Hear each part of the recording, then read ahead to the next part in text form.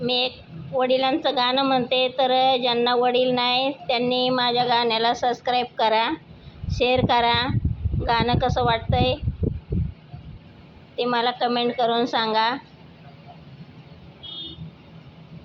नको ते धन, नको ते सोनं, नको ते धन, नको ते सोनं, घरात आसनं जगावून शान.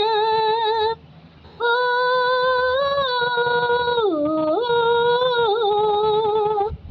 नको ते पैसे, नको ते सोनं, घरात बाबा